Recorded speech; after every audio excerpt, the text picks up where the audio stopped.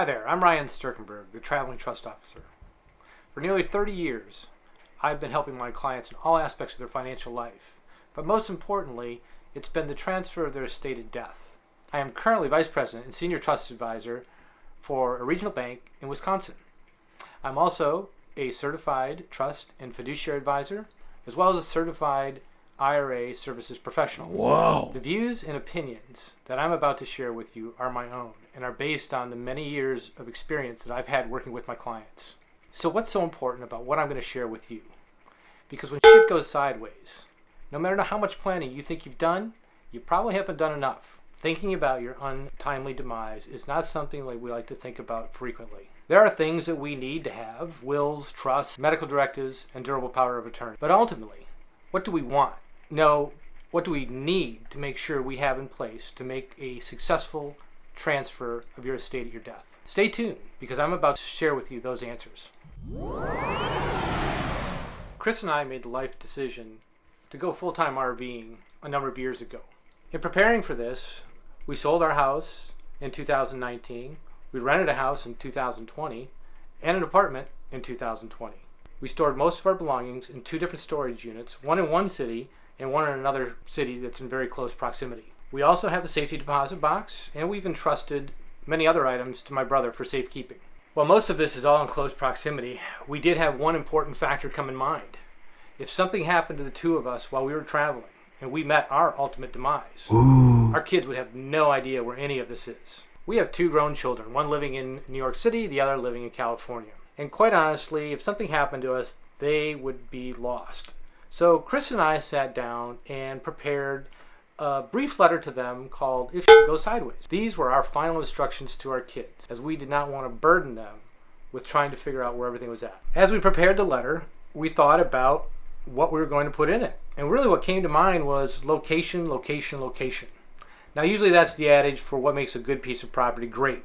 But in our case, it was, where is everything at? Where are our trusts? Where's our wills? Where do I work? Where do we have a safety deposit box located? Where do we want to be ultimately buried?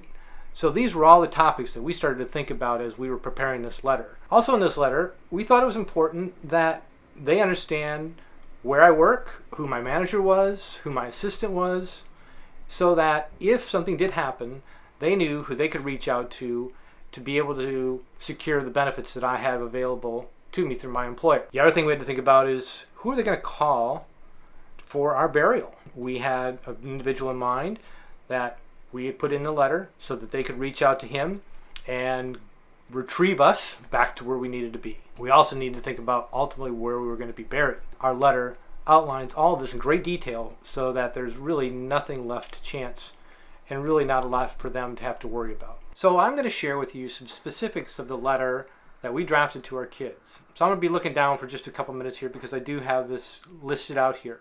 The first thing is we did want them to know where our storages were at. And as I mentioned earlier, we have 2 storage units in 2 separate locations.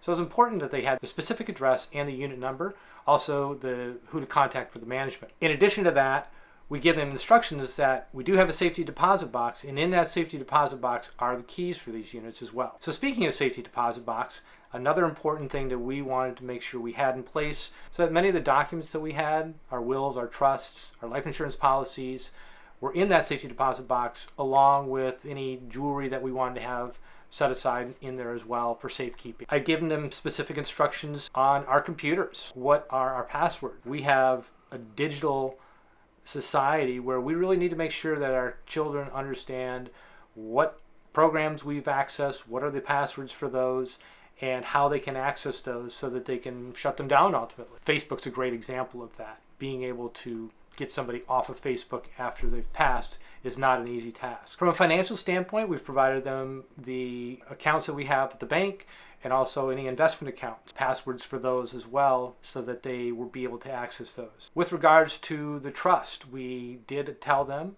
specifically how the trust was outlined and who the trustee was, who they can call to make sure that the trust is doing what it's supposed to for the kids. I also gave them the specific address for the place that I work, my assistant's phone number, my boss's phone number. As I mentioned earlier, it's important that this information is available to them so that, again, they can help facilitate the contact to the HR department to be able to collect any benefits that we would have coming to them. As I mentioned, I entrusted some personal property to my brother. They have an inventory list, what was given to him, so they know what he might have. I've listed who our CPA was, who our attorney is, their numbers, their contact information, as well as I mentioned earlier, a funeral director that we have talked to, and he knows what we're looking to do. So when we gave this letter to the kids, we didn't give them all of the specifics. We simply gave them the information that they needed to find where the passwords might be, where our financial records would be, etc., etc. So something you don't need to do, just laying out everything to the kids if you don't want to. It's simply a guide that we used that we felt kind of covered everything that we were hoping to convey to them if we weren't able to have that conversation in person. Now that I've laid this out, I want you to understand that this isn't really just about us in terms of what we're doing. It's about anybody. It's about anybody any time of their lives. Many of the people that we've met RVing, some are families that are traveling together. What would happen if something happened to them and mom and dad weren't surviving and the kids did? How would that be laid out? If you're a retired couple and something happens to one of you. So these topics really cover any type of scenario. And we want to make sure that you as a couple or an individual give a lot of thought to this so that you can make things a lot easier for your family in the event that something happens. If you're traveling all by yourself and you have no family, no heirs, think about what you're going to do with those things. Is it a philanthropic wish that you have that you'd like to see come to fruition in the event of your death? Is it a niece, a nephew, some other person that you'd like to have your belongings go to? So last but not least, share this information with them now. Don't wait. Just sit down with them, send them the letter, talk a little bit about what your plans are. You don't have to share the specifics, but at least give them the idea that you've given thought to what is going to need to be done in the event something happens to you, and helps to put their mind a bit at ease that you're often traveling, and if something happens, they know what they need to do. The worst thing that can happen is for them to have to dig and dig and dig to find out where your assets might be, where special belongings might be, how they are to pass on to someone else. I know as a trust officer, part of our role is to track all of that down, and sometimes it's not very clear where people have things, and it takes a lot of time.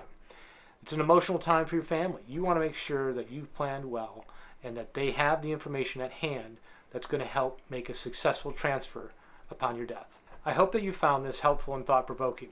Now get to work. In my next series of videos, I'm going to cover 4 different topics that I think are the most important going through this process. The first one is the what and why of estate planning. The second one is planning for incapacity, planning for final disposition, and ultimately planning for the smooth transfer of your estate. If you like this video, give us a thumbs up and subscribe to our channel if you haven't already. If you have any questions or comments, please leave them in the comment section below, and I will get back to you. If you like this video, please give me a thumbs up. If you